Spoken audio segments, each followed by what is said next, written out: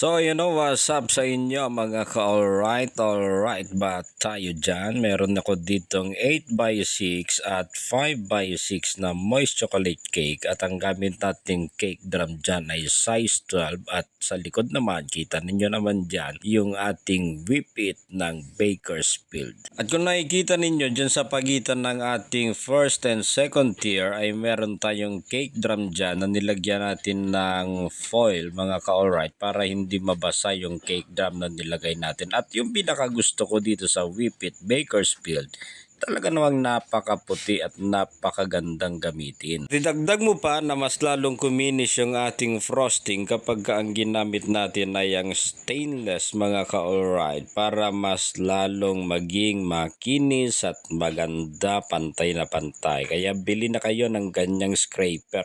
At ang isa pa nga sa kagandahan ng Whip It Bakersfield, napakadaling kulayan ng kanilang icing mga ka-alright. Lalo itong ina-apply natin dito na kulay purple.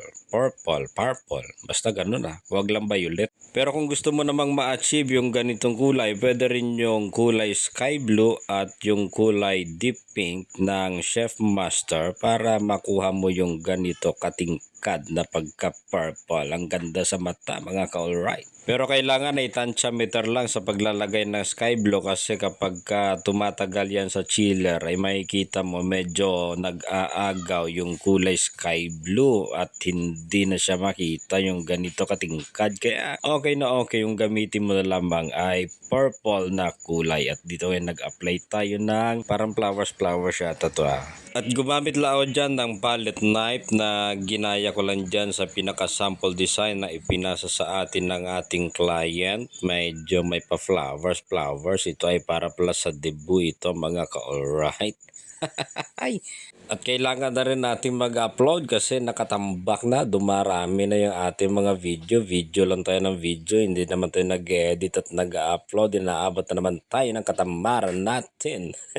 At alam mo yon kapag ka talagang baker ka, habang ginagawa mo yung cake at tinitignan mo yung pinaka-reference ay medyo may kulang at magdadagdag ka katulad nung ginawa ko yung nagdagdag ako dyan ng gold flakes at naglagay din ako ng mga pa-butterfly na katulad din yan sa sinend sa atin ni Madam. Pero dun nga sa sinend niya ay mga sky blue at may blue na mga butterfly pero ang ginawa ko na lang ay nilagyan ko ng purple at pink na mga butterfly para mag-complement naman doon sa pinakakulay ng ating cake. And this is our final outlook. At yan na lang muna ang ating video for today. Sana may natutunan di kayo kahit na gamay-gamay.